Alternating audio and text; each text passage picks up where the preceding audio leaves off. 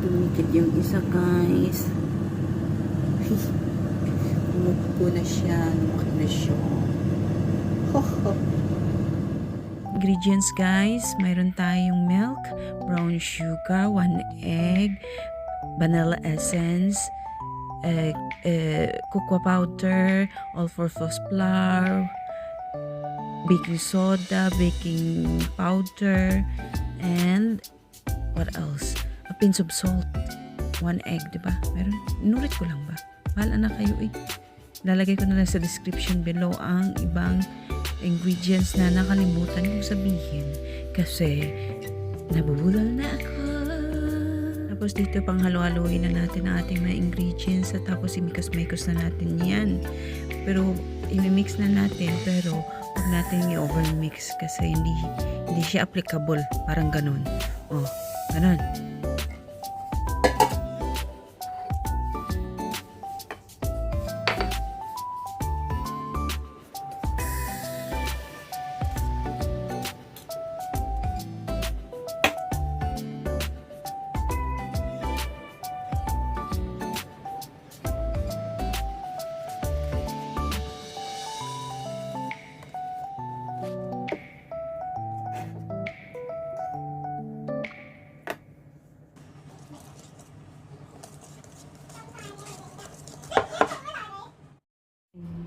Yan guys, i-scoop na natin. Nilagyan ko lang siya ng ganito kasi dito matibay yata. Kaya ganyan, i-scoop na natin. Tapos, pinreheat ko na yung aking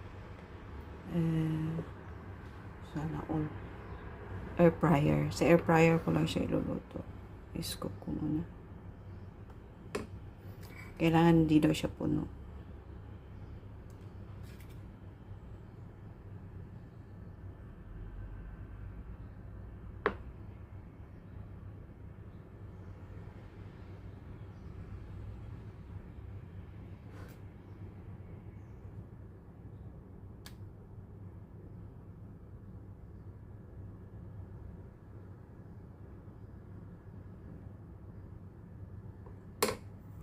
Yan na guys, I make 8. Sasalang ko na. Yan na guys. Sana hindi ito mapalpak. Yan na. Yan guys, parang ang bilis na maluto. Ilang minutes pa lang yun.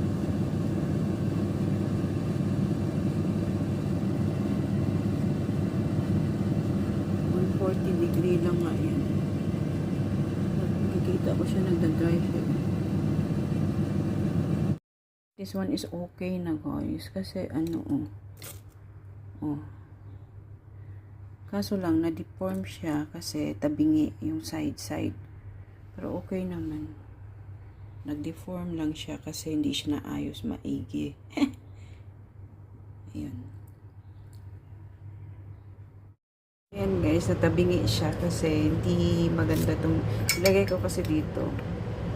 Hindi siya natabingi yung gawa. Pero okay naman siya guys. Sarap daw sabi ng alaga ko.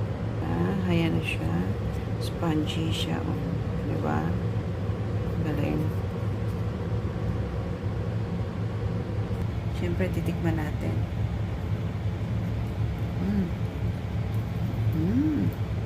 Hindi ko dinamihan yung sugar para hindi masyadong matamis.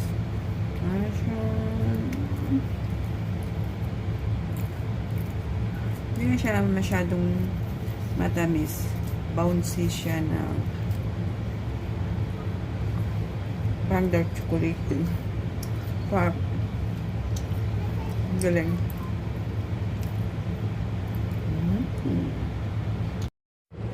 Success!